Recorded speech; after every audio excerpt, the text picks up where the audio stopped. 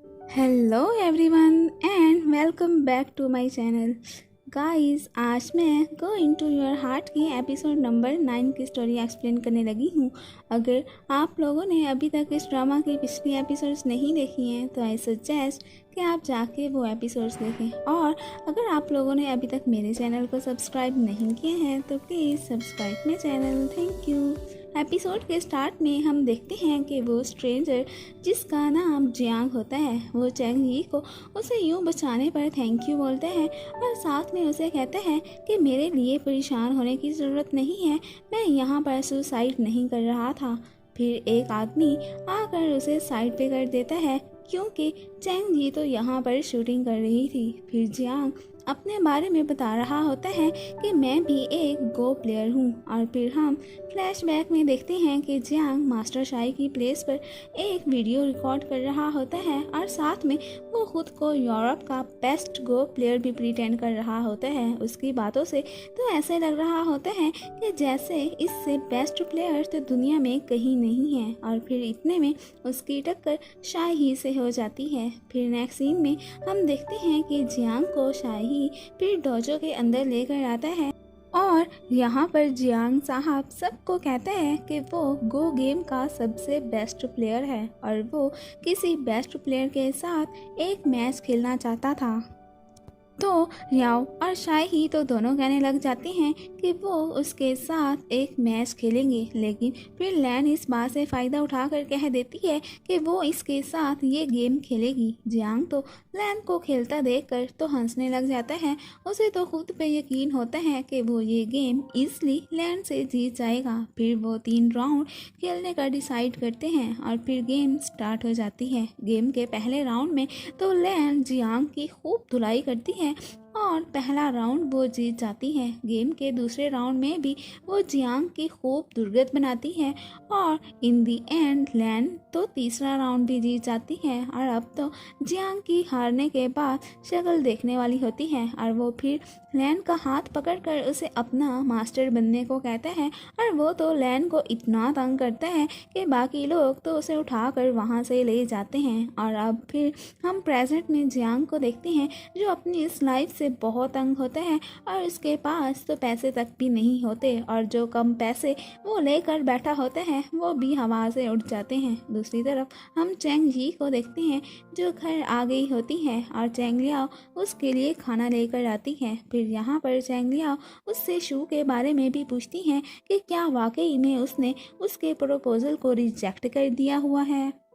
तो चैंग जी उसे कहती हैं कि यस और फिर चैंग जी उससे जिंगचू और उसके रिलेशन के बारे में बात करती है। उसे तो यही लग रहा होता है कि चैंग लियाओ जिंगचू को लाइक करती है और फिर चैंग जी उसे कहती हैं कि वो हमेशा उसके लव को लेकर सपोर्ट करेगी। फिर बाद में वहाँ से जाते हुए चैंग लियाओ चैंग जी से कहती है कि वो उसके और जिंगचू के रिलेशन के बारे में अभी डैड को ना बताए। तो चैंग जी इस बात पे एग्री करती है। फिर रात को चैंग लियाओ जिंगचू से बात करती है और उसे रिपे करने का सोचती है क्योंकि जिंगचू ने वाकई में उसके लिए बहुत कुछ किया था। और वो फिर उससे परमिशन लेती है कि क्या वो कल उसके घर आ सकती है। भला हमारा हीरो कहाँ उसे मना करने वाला था, वो तो फौरन हाँ कह देता है। फिर नेक्स्ट डे चैंग लियाओ जिंगचू के घर पहुंच गई होती है और वो उसके लिए मिस सॉन्ग के जैसा सूप बनाने की ट्राई करती है और जब वो सूप उसे टेस्ट करवाती है तो इस बार भी वो वैसा नहीं बनता। तो चैंग लियाओ भी कहाँ हार मानने वाली थी, वो फिर दोबारा से ट्राई करने का कह देती है। और फिर जब वो जिंगचू का लॉन देखती है तो वो उसे कहती है कि तुम्हारा लॉन तो सब लॉन से डिफरेंट है और बिल्कुल ही वीरान है।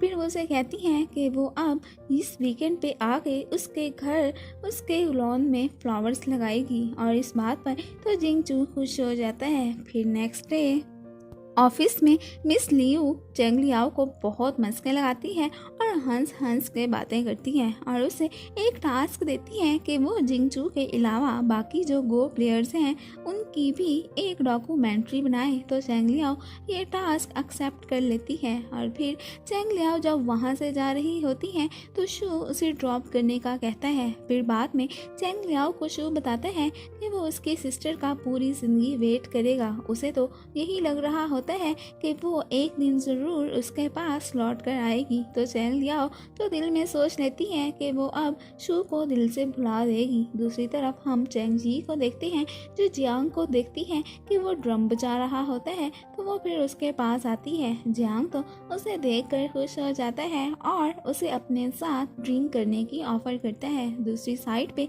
हम चैंग लियाओ को देखते हैं जो जिंग चू के घर पहुंच गई होती है और वो उसे कहती है कि वो अपनी लाइफ में मूव ऑन करेगी और हैप्पी रहेगी। और फिर वो जिंग चू से बाकी गो प्लेयर्स पर डॉक्यूमेंट्री बनाने के लिए फेवर मांगती है तो जिंग चू उसे फेवर देने के लिए मान जाता है। दूसरी तरफ चैंग जी और जियांग ड्रिंक कर रहे होते हैं और वो दोनों ही अपनी अपनी लाइफ से सैड होते हैं। जियांग तो उसे बताता है कि वो अब अपने लिए एक मास्टर ढूंढ रहा है तो चैंग जी उसे इस बात के लिए बेस्ट ऑफ लक कहती है। और फिर नेक्स्ट मॉर्निंग जियांग देखते हैं कि चिंगी उसके लिए कुछ मनी छोड़ कर गई होती है।